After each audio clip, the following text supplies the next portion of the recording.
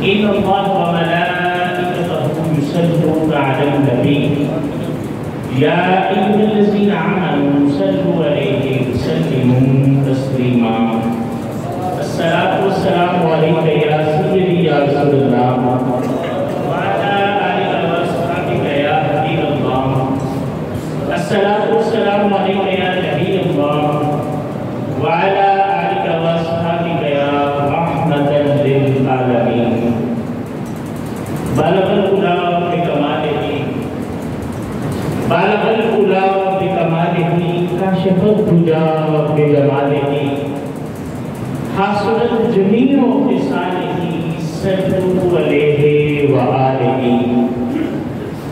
اور ایک دوسرا شاعر کامل ارشاد آقا علیہ السلام کی مدح سرائی اس انداز میں کرتا ہے.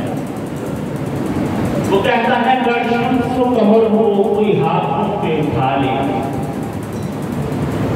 گر شمس و قمر ہو کوئی ہاتھوں پہ اٹھا لے، دولت کونین کو دامن میں چھپا لے، کالک پرشاد سے پوچھے تو کیا لے، نالین محمد کو سینے سے لگا. اور اسی کی ترجمانیات حضرت نے دہلی آٹھواں اس انداز میں کی. آپ نے فرمایا گھر سر پہ رکھنے کو مل جائے، نالے پاکے حضور پھر کہیں ہاں تاجدار ہم پر ہے. اللہ رب العزت کی حمد و ثنا اور آقا علیہ السلام کی بارگاہ میں برہہ عقیدت پیش کرنے کے بعد نہایت ہی معزز و محترم سامعین حضرات، آج کی یہ مقام نظر میرے چچو جان چودھری گھاٹ شوکت علی ان کے سارے ثواب کے لیے نکات پذیر ہے. بندہ جب دنیا سے چلا جاتا ہے نا تو لوگ بہت سرا کرتے ہیں. میں نے اکثر یہ گزارش کی کہ جب بھی جانے والے کا تذکرہ کیا جائے گا تو وہ مثبت انداز آگا، لیکن دنیا جو ہے وہ بڑی الفاظ میں چناؤ کی ماہی ہے. لوگ کیا کہتے ہیں؟ لوگ کہتے ہیں کہ وہ جو جانے والا ہے نا چلا گیا ہے، اللہ اس کی بخشش فرمائے، لیکن نا جب وہ سے لیکن استعمال کرتے ہیں نا اس کے بعد کوئی نیگیٹو کمنٹ کرتا ہے، لیکن وہ بندہ جو اس کا یہ عیب تھا. لیکن جلدی شکر میری اللہ تعالیٰ اپنی کرنے پر رحمت نازل فرمائے. آج 7-8 دن ہو گئے ہیں اور میں نے اندر واقعی بھی جاتا رہا. کسی کی زبان سے میں نے منفی جملہ سنا ہی نہیں. جس نے بھی کہا، کسی نے کہا کہ چودھری صاحب جو ہے نا وہ کریلے پکے تھے، جس جماعت کے تھے وہی تھے. کسی نے کہا ہماری برادری کا وہ سیرا تھا. کسی نے کہا ہماری برادری میں اگر کوئی سماجی کارکن صحیح معنی میں تھا اس کا نام شوکت علی ہے. کوئی منفی جملہ جو ہے ان کے بارے میں نے نہیں سنا. اور جہاں تک میرے ساتھ کا تعلق ہے، اپنے خاندان کے اندر میں پہلا آدمی جس نے اس میدان میں انتخاب کیا، مبلغ اور مجھے سب سے پہلے سپورٹ کرنے والے بزرگوں میں اس کا نام ہے شوکت علی. ہر حوالے سے اور بلکہ آپ کی یاد میں ظاہر طبیعت اس طرح کی ہوتی بیماریاں بھی علاج ہو نہ رہے تو میرے سامنے کئی دفعہ اپنے بیٹوں سے کہا کرتے تھے کہ یار اپنے پرانا کھڑیا ہوا میں تو ہونا نہیں جا سکتا، میں مطلب کسی جایا. اور اپنے بھائی کو یہ میں ایک پیغام دینا چاہتا ہوں، میراث صرف مال نہیں ہوتی، میراث صرف مال نہیں ہوتی کہ بندہ مال جو ہے اس کو تقسیم کر لے. میراث کے اندر افکار بھی ہیں، میراث میراث کے اندر وہ روایات بھی ہیں جو بزرگوں نے شروع کر دی ہیں۔ اللہ رب العزت کی بات میں دعا کرتا ہوں کہ خالق کائنات سے چچو جان کی قبر پر رحمتوں کا نزول فرمائے، ان کی آخرت کی منازل کو آسان فرمائے، اور جو آیت کریمہ تلاوت کرنے کا شرف حاصل ہوا، خالق کائنات نے فرمایا لقد من اللہ للمؤمنین اذ بعث فیہم رسولا، میں نے ایمان والوں پر احسان کیا جب انہوں نے اپنے حبیب کو بھیج دیا۔ انسان ثبوت تو کرے کہ وہ ذات جو ہر چیز پر قدرت رکھتی ہے، وہ ذات جو کسی کی محتاج نہیں ہے، وہ ذات جو الصمد کی شان والی ہے۔ صلی اللہ علیہ وسلم ہم بھی جانتے سمد کیا ہے؟ آقا علیہ السلام نے فرمایا سمد اس کو کہتے ہیں کہ جس کو کسی کی حاجت نہ ہو، جس کی طرف سارے وجود ہے، وہ سمد ہے۔ اس ذات نے کہا میں نے ایمان والوں پر احسان کیا کہ ان میں اپنے محبوب کو بھیجی۔ اب آپ دیکھیں اللہ رب العزت نے بندے کو بے شمار نعمتیں عطا فرمائی ہیں، اتنی نعمتیں دی کہ اگر بندہ ان نعمتوں کو گننا شروع کر دے، اللہ نے یہ نعمت دی، یہ نعمت دی، یہ نعمت دی، گننا شروع کر دے تو بندے کی زندگی ختم ہو سکتی ہے، لیکن ان نعمتوں کا شمار ممکن نہیں، ان نعمتوں کا شمار ممکن نہیں۔ رَنِّنَا فَقِيَّا يُرَبِّكُمَا تُكَذِّبَانِ، تم کس کس نعمت پر بتاؤ گے؟ کوئی ایک ہو تو بندہ انکار کرے۔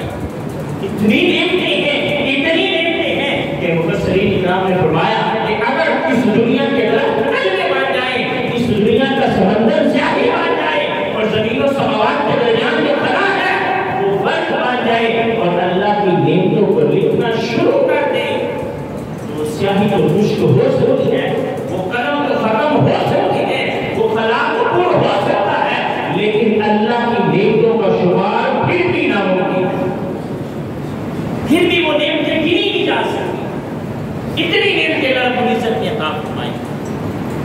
لیکن آپ غور کریں اللہ رب العزت نے کسی کی نعمت کے دینے پر یہ نہیں کہا میں نے احسان کیا، میں نے تمہیں سانس لینے کے لیے فضا دی، میں نے احسان کیا، نہیں فرمایا۔ میں نے تمہیں کھانے کے لیے روٹی دی، نہیں فرمایا احسان کیا۔ میں نے تمہیں بے شمار نعمتیں دی، صبح سورج طلوع ہوتا ہے، امید لے کر طلوع ہوتا ہے، ہماری فصلوں کو پکاتا ہے، اللہ نے نہیں فرمایا احسان کیا۔ رات کو چاند کی روشنی پھلوں کے اندر مٹھاس کو پیدا کرتی ہے، اللہ نے نہیں کہا میں نے احسان کیا، بلکہ آپ کو جیسے جیسے سائنس نے ترقی کی، اللہ کی نعمتیں پہلے سے بڑھ کر آشکار ہوئی۔ جب بھی سائنس نے حق کو پا لیا، اسے سامنے قرآن نظر آیا، یہ فرمان مصطفیٰ صلی اللہ علیہ وسلم۔ جب بھی سائنس نے حق کو پایا، اب اپنے جسم کے اندر ایک ایک ناری کی اہمیت کا اندازہ تھا۔ جب سائنس ترقی کر رہی اور نے کتنی نعمتیں دی، لیکن کسی ایک نعمت پر نہیں کہا کہ میں نے احسان کیا۔ دوسری طرف دیکھیں تو 1,24,000 انبیاء مبعوث ہوئے، ان میں 313 رسول ہوئے، لیکن کسی بھی نبی کی آمد کے ساتھ رب کائنات نے یہ نہیں کہا میں نے احسان کیا۔ آدم علیہ السلام آئے، نہیں کہا احسان کیا، شیس علیہ السلام آئے، نہیں کہا احسان کیا، نوح علیہ السلام آئے، نہیں کہا احسان کیا، ابراہیم علیہ السلام آئے، نہیں کہا احسان کیا، اسماعیل علیہ السلام آئے، نہیں کہا احسان کیا، الیاس علیہ السلام آئے، نہیں کہا احسان کیا، ادریس علیہ السلام آئے، نہیں کہا احسان کیا، موسیٰ علیہ السلام آئے، نہیں کہا احسان کیا، عیسیٰ علیہ السلام آئے، نہیں کہا احسان کیا۔ 1,24,000 انبیاء مبعوث ہوئے، لیکن کسی نبی کی آمد پر رب کائنات نے یہ نہیں کہا احسان کیا، لیکن جب باری تیرے اور میرے آقا نبی اکرم نور مجسم شاہد بنی آدم صلی اللہ علیہ وسلم کی آئی تو رب کائنات نے اپنا لقد من اللہ علی المؤمنین اذ بعث فیہم رسولا۔ نعرہ تکبیر۔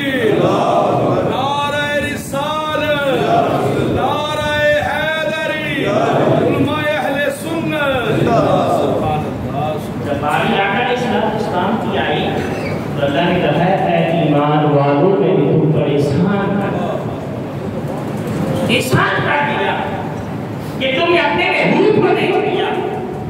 یہ موضوع تو بہت وسیع ہے، لیکن آج جس وجہ سے میں نے اس کے انتخاب کیا وہ کس آیت کا حصہ ہے. کریم آقا علیہ السلام آئے، اللہ نے بڑا اہتمام کیا. آقا علیہ السلام کو دنیا میں بھیجنے کا بڑا اہتمام کیا گیا. آقا علیہ السلام کو اتنی شان اتنی عظمتیں دے کر بھیجا گیا. آقا علیہ السلام کی آمد پر جب احسان استقبال کیا گیا. جب آنے والے کا مقام اور مرتبہ اتنا بڑا ہے تو آنے والے کا مقصد بھی بڑے. آنے والے کا مقصد بھی اتنا ہی بڑا ہے. مقصد کیا ہے؟ میں یتلو علیہم آیاتہ. کریم آقا علیہ السلام کی آمد کا پہلا مقصد لوگوں پر قرآن کی آیات کی تلاوت کرنا ہے. قرآن کی آیات کی تلاوت کرنا ہے. نبی علیہ السلام نے قرآن کی آیات کو پڑھتی. آقا علیہ السلام مسجد نبوی میں تشریف لے جاتے. صحابہ کرام رضوان وہاں منتظر ہوتے. کریم آقا علیہ السلام ان کے سامنے قرآن کی تلاوت کرتے. وہاں قارئین وحی بھی موجود ہوتے. وہ وہاں آقا علیہ السلام کی زبان سے قرآن پڑھتے، اس کو لکھ لیتے. مسجد نبوی میں ایک جگہ مخصوص تھی جہاں پر وہ اوراق رکھ لیے جاتے. جب بھی صحابہ کو موقع ملتا، جیسے فرصت ملتی، وہ آتے وہاں سے وہ اوراق اٹھا کے اس کو حفظ کر لیتے. گویا جو قرآن پڑھتا رہا ویسے ویسے صحابہ کو حفظ کر ہوتا. یہ تلاوت قرآن کوئی چھوٹا کام نہیں ہے. آج امت دو حصوں میں تقسیم ہو. لوگوں نے کہا دیکھیں یہ بس قرآن پڑھتے ہیں، قرآن کو سمجھنے کی کوئی بات نہیں کرتے. دوسرا گروہ ہوتا ہے وہ کہتے ہیں کہ تفہیم کی بات کرتی ہیں، یہ قرآن کی تلاوت کی تو بات نہیں کرتے. لیکن کریم آقا علیہ السلام کے مشن کو دیکھیں. آقا علیہ السلام کے آنے کا پہلا مقصد قرآن کی تلاوت ہے. میں یہ سمجھتا ہوں کہ یہ حفاظ کا اس امت کا احسان ہے. مسجد میر صاحب یہاں ڈیوٹی دے رہے ہیں، آپ مسجد کے اندر کہیں نہ کہیں کوئی نہ کوئی حافظ موجود ہے. وہ بتا اس امت پر احسان ہے. اگر ہم سے یہ سوال نہ ہوا کہ تم نے قرآن کی تلاوت کی ہے یا نہیں، ان کی وجہ سے کچھ تو ہے تلاوت کرنے والے. ادروائز ہمارا جو اسٹیٹس ہے، ہم نے تو قرآن کو بلا دیا. آپ دیکھیے نا لاسٹ ٹائم رمضان میں پڑھا تھا، شاید وہ بھی موقع ملا کہ نہیں. آج راجا کے قرآن کو دیکھیں تو ایک مٹی کی تہ قرآن کے اوپر جمع ہو چکی ہے. قرآن اللہ کی بارگاہ میں شکایت نہیں کرے گا کہ یار اس بندے نے میرا حق کی ادا نہیں کیا. یہ دنیا کے سارے مشاہدے کیا کرتا رہا، دنیا بھر کے لوگ کام سے آتے تھے، لیکن ایک میں تھا جسے یہ ہوئی ہے. ٹھیک ہے کہ جب ہم قرآن پڑھتے ہیں چھوٹا مقام نہیں ہے. کریم آقا علیہ السلام نے فرمایا کہ قرآن کا ایک حرف پڑھتا ہے، اللہ رب العزت ایک حرف پڑھنے پر اس کو 10 دے دیا. پھر یہ وضاحت موجود ہے. کہا لام میم یہ ایک حرف نہیں ہے، یہ 3 حروف ہیں جس میں الف لام میم پڑھ دیا اللہ رب العزت کو 30 دے دیا. اب بندہ اندازہ تو کریں ایک صفحہ بھی روز جب قرآن کا پڑھے کتنی نیکی اللہ رب العزت عطا فرمائے. ہمارے ائمہ یہ لکھتے ہیں کہ قرآن کے یہ حق ہے کہ کم از کم سال میں 2 مرتبہ قرآن کو پڑھے. کم از کم کہ بندہ اتنا تو پڑھے کہ سال میں 2 مرتبہ قرآن کو مکمل کر لے. قرآن پڑھنے کی فضیلت کیا ہے؟ ایک صحابی رسول اللہ علیہ السلام کی بارگاہ میں حاضر ہوئے. کہنے لگے یا رسول اللہ علیہ وسلم رات کو بڑا عجیب معاملہ ہوا. کہا کیا ہوا؟ کہ یا رسول اللہ علیہ وسلم میں قرآن کی تلاوت کر رہا تھا، میرے ساتھ میرا جو ہے بیٹا سویا ہوا تھا. ساتھ ہی گھوڑا بندھا ہوا تھا. میں نے قرآن کی تلاوت شروع کی تو مجھے آسمان پر روشنی دکھائی، نور دکھائی دیا. اس نور کی وجہ سے میرے گھوڑے نے بگڑنا شروع کر دیا. میں خوفزدہ ہو گیا کہ کہیں میرا گھوڑا جو ہے وہ میرے بیٹے کے اوپر نہ گر جائے، بیٹے کی جان نہ ضائع ہو جائے. میں نے تلاوت بند کر دی. تھوڑی دیر گزری، پھر میں نے قرآن پڑھا، پھر میں نے تلاوت شروع کی، پھر میرے گھوڑے کی وہی کیفیت ہو گئی. پھر میں نے کرک کر دیا. تھوڑی دیر گزری، پھر میں نے تلاوت شروع کی. یہ معاملہ یا رسول اللہ علیہ وسلم 3 دفعہ ہوا. پھر میں نے تلاوت کو چھوڑ دیا. امام علیہ السلام نے فرمایا کہ صحابی تم جانتے ہو کیا تھا؟ کہ یا رسول اللہ علیہ وسلم نے فرمایا کہ سکینہ کا نزول تھا، آسمان سے سکون اتر رہا تھا، اللہ کی رحمت کے فرشتوں کا نزول ہو رہا تھا. اگر تم قرآن کی تلاوت کو بند نہ کرتے، تم تلاوت کرتے رہتے تو صبح مدینے کے اندر باقی لوگ فرشتے کو دیکھتے. قرآن کی بندہ تلاوت کرتا ہے اللہ کی رحمت کے فرشتوں کا نزول ہوگا. امام علیہ السلام نے فرمایا کہ جو بندہ ہر رات کو سونے سے پہلے سورہ ملک کی تلاوت کرتا ہے، روٹین بنا لیتا ہے، تو یہ سورت اس بندے کو عذاب قبر سے بچائے گا. امام علیہ السلام نے اس کی وضاحت فرمائی. جب بندے کو قبر کی طرح کیا جاتا ہے نا، نکیرین آ جاتے ہیں، وہ فرشتے جو بندے کا حساب قبر کے اندر لیتے ہیں، وہ فرشتے آتے ہیں. لیکن جس بندے کی عادت میں شامل ہو کہ وہ ہر رات سورہ ملک کی تلاوت کرتا ہو، تو اگر فرشتے پاؤں کی طرف سے آنے لگتے ہیں، وہ سورت انسانی شکل میں سامنے کھڑی ہو جاتی ہے اور فرشتوں کو میت کے پاس آنے سے روک دیتی ہے. وہ فرشتے سار کی طرف سے آنا چاہتے ہیں، وہ سورت ادھر سامنے کھڑی ہو جاتی ہے. فرشتے دائیں جانب سے آنا چاہتے ہیں، وہ فرشتے وہاں کھڑے ہو جاتے ہیں، وہ سورت وہاں کھڑی ہو جاتی ہے. فرشتے بائیں جانب سے آنا چاہتے ہیں، وہ سورت وہاں کھڑی ہو جاتی ہے. بالآخر فرشتے بول ہوتے ہیں، کہتے ہیں ہم سے کیوں جھگڑا کرتے ہیں؟ سورت کہتے ہیں اس بندے کا حساب نہیں ہونے دو گے، اس بندے کا قبر کا حساب نہیں ہونے دو گے. تم نے حساب لینا ہے تو اللہ کی بارگاہ میں عرض کرو. وہ فرشتے رب العزت کی بارگاہ میں عرض کرتے ہیں، یا اللہ یہ سورہ ملک اس بندے کا حساب نہ ہونے دے رہی. تو رب کائنات فرماتا ہے میں فرشتے اس کو چھوڑ دو، اس کو بغیر حساب کے قبر کے اندر ڈال دو. اس چھوٹی بات دماغ اسلام نے فرمایا کہ قرآن اپنی کاری کا قیامت کے دن سفارشی ہوگا، اللہ کی بارگاہ میں شفاعت کرے گا اور اللہ رب العزت اس کی سفارش کو قبول فرمائے گا. پھر حافظوں کا تو مرتبہ ہی الگ ہے نا. حافظوں کے بارے میں روایات کے اندر یہ ملتا ہے کہ اللہ کی طرف سے حکم ہوگا کہ تم قرآن کی تلاوت شروع کرو، جہاں تم الناس تک پہنچو گے وہاں تک ساری جنت تمہاری. اور ہم سے شروع کریں گے. اسی لیے تو علماء فرماتے ہیں کہ قرآن کو ترتیب سے پڑھنا چاہیے، ٹھہراؤ کے ساتھ پڑھنا چاہیے. کیونکہ جب اگر قرآن کو ٹھہراؤ سے پڑھتا ہے تو پھر قیامت کے دن میں وہ ٹھہراؤ سے پڑھے گا، آہستہ آہستہ پڑھتا جائے گا، جنت میں اوپر چڑھتا جائے گا. اور جہاں قرآن ختم ہوگا وہاں اعلان ہوگا یہ ساری جنت اس کے حصے کا. امام علیہ السلام کی آمد کا پہلا مقصد کیا کرے گی آیات.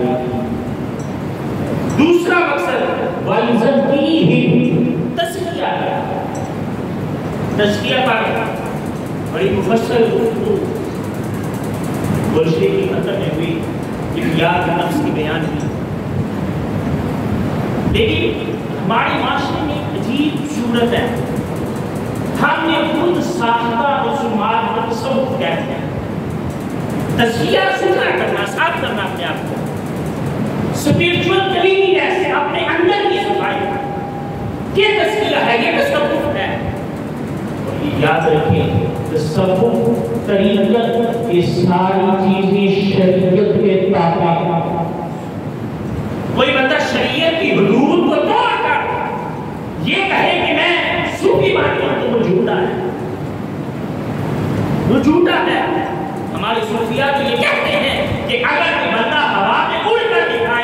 سمندر پر چل کر دکھائے اور کریم آقا علیہ السلام کی ایک سنت کا بھی تارک ہو، وہ صوفی نہیں ہو سکتا۔ کریم آقا نے دکھا، وہ کہتے ہیں نہیں ایک مولوی کی نماز ہو رہی ساری نماز ہو، بھئی آپ کی نماز کون سی نماز ہے؟ ہماری نماز تو وہ جو کریم آقا علیہ السلام کی نماز ہے۔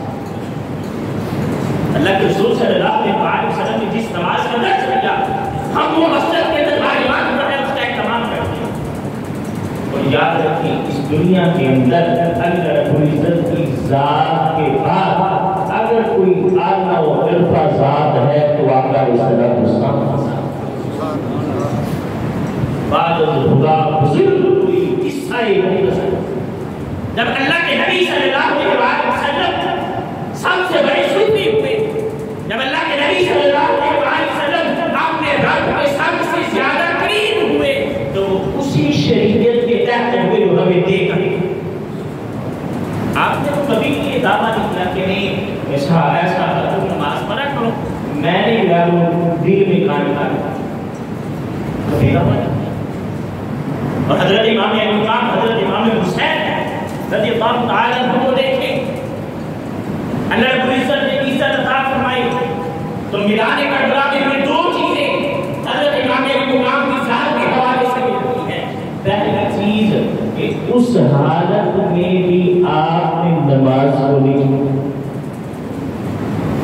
سر سجدے میں تھا جب سر کٹ گیا، اور سر نیزے پر تھا جب قرآن کی تلاوت ہو رہی، سر نیزے پر تھا جب قرآن کی تلاوت ہو رہی۔ تو وہ نماز جس کا شریعت نے حکم دیا، جب تک کوئی بندہ اس نماز کو نہیں پڑھتا تب تک وہ صوفی نہیں ہو سکتا۔ وَيُزَكِّيهِمْ دوسرا منظر نبی علیہ السلام قیامت کا تیسرا مقصد وَيُعَلِّمُهُمُ الْكِتَابَ، قرآن پڑھ کر اس لیے نہیں کہ اس کی تلاوت کی جائے بلکہ آقا علیہ السلام اس لیے آئے تاکہ لوگوں کو سمجھائیں قرآن ہے، قرآن کہتا کیا ہے، قرآن کی کلمات کیا ہے۔ اللہ رب العزت نے سورہ قمر کے اندر فرمایا وَلَقَدْ يَسَّرْنَا الْقُرْآنَ لِلذِّكْرِ فَهَلْ مِن مُّدَّكِرٍ، ہم اس قرآن کو سمجھنے کے لیے آسان کر دیا ہے، کوئی سمجھنے والا؟ ایک دفعہ نہیں، دو دفعہ نہیں، تین دفعہ نہیں، چار دفعہ اللہ رب العزت نے سورہ قمر کے اندر فرمایا وَلَقَدْ يَسَّرْنَا الْقُرْآنَ لِلذِّكْرِ فَهَلْ مِن مُّدَّكِرٍ، کہ ہم نے اس کو سمجھنے کے لیے آسان کر دیا۔ ہم تو بھائی نے کوئی سائے راہ دکھلائی سے کوئی راہ ہوئے منظر نہیں، آج ہم نے قرآن کو سمجھنا چھوڑ دیا۔ آپ دیکھیں بچوں کو اسکول داخل کرواتے ہیں، جس مضمون میں کمزور ہونا اس کے لیے ہم ٹیوشن کا اہتمام کرتے ہیں، اس کے لیے اگر کوئی بھی بات نہ بنے تو ہم ٹیوٹر رکھ لیتے ہیں، سارا کر وہ پڑھائے۔ بچے کی انگلش مضبوط ہونی چاہیے، بچے کا میتھ اچھا ہونا چاہیے، بچے کی سائنس اچھی ہونی چاہیے، لیکن کبھی بھی گھروں میں سوال نہیں ہوتا کہ بچے کو قرآن بھی آتا ہے کہ نہیں، قرآن کی سمجھ بھی ہے کہ نہیں۔ میں تو یہ کہتا ہوں کہ قرآن نے کہا خود کو اور اپنے اہل خانہ کو جہنم کی آگ لگانا۔ اللہ نے صرف ہمارے ذمہ یہ نہیں لگایا کہ اپنے آپ کو جہنم سے بچاؤ، بلکہ جو اہل و عیال ہیں ان کی ذمہ داری بھی ہم پر ہے۔ امام علیہ السلام نے فرمایا تم میں سے ہر ایک کو قرآن ہے، اور ہر کسی سے اس کی رعیت کے بارے میں پوچھا جائے گا، باپ سے پوچھا جائے گا اپنی اور اس کی زوجہ اور بچوں کے بارے میں۔ آج بچہ ٹیوشن نہیں نہ جاتا تو ڈانٹتے ہیں، پٹائی بھی کرتے ہیں، سختی بھی کرتے ہیں، لیکن اگر صبح فجر کی نماز کے وقت وہ نہیں اٹھتا تو ماں ہی کہہ رہی ہوتی ہیں ابھی رات کو پڑھتا ہوا سویا تھا، ابھی سو لے دو۔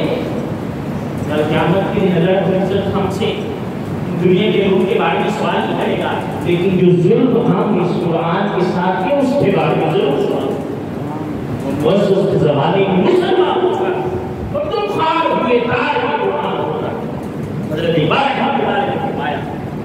کہ اگر تم اپنے اسلام کی بات کرتے ہو جو آگے شکوہ نے کہا کہ انہیں اللہ نے بڑی عظمت عطا فرمائی تو اس کی وجہ یہ ہے کہ انہوں نے قرآن کے دامن کو تھامے رکھا. اور آج اگر ہم اس دنیا میں رسوا ہو رہے ہیں تو اس کی وجہ یہ ہے کہ ہمیں قرآن کی بات کو خاموش کر دیا. من علم القرآن وعلمه. امام علیہ السلام نے کہا تم بہترین وہ ہے جو قرآن کو سیکھتا بھی ہے اور دوسروں کو سکھاتا ہے. اور ہمارے صوفیہ کہتے ہیں کہ اگر تمہاری خواہش ہو کہ تم اللہ سے باتیں کرو تو نماز پڑھو, اور اگر تمہاری خواہش ہو کہ اللہ تم سے باتیں کرے تو قرآن پڑھو. کہ اللہ نے قرآن کو تمہارے لیے کیا پیغام دیا. دنیا بھر کے پیغامات کے لیے صبح اٹھتے ہیں نا, موبائل کو ہاتھ میں پکڑ لیتے ہیں, دیکھتے ہیں کس کس کا میسج آیا ہے, کس کس دوست کا میسج آیا ہے. وہ ہماری اپنی ترجیح ہے, اٹھتے ہی دیکھتے ہیں, سونے سے پہلے تک دیکھتے رہتے ہیں. لیکن ہمارے رب نے ہمارے لیے کیا پیغام بھیجا اس کے لیے ہمارے پاس وقت نہیں. کوئی کتاب اور حکمت ہے مانا مفسرین کرام حدیث کیا کیا کر اسلام کی آمد کا مقصد یہ ہے کہ لوگوں کو قرآن بھی سکھائیں اور اپنے اقوال بھی سکھائیں. آج ضرورت اس نمبر کی ہے کہ جہاں پر ہم میلاد کا جشن مناتے ہیں, جہاں پر ہم آقا علیہ السلام کی آمد کے نعرے لگاتے ہیں, جہاں پر ہم غلام ہیں رسول کے غلام ہیں, غلام کے رسول کے جد کی ضرورت ہے جو ہو نقش کے مصطفیٰ کو زندگی کی ضرورت ہے, جہاں پر ہم یہ دعویٰ کرتے ہیں وہاں پر ہم آقا علیہ السلام کے اس مقصد کو بھی بنائیں جس کے لیے آقا علیہ السلام اس کائنات میں مبعوث ہوئے. اللہ رب العزت کی بارگاہ میں دعا کرتا ہوں آج کائنات سمجھنے کی توفیق عطا فرمائے.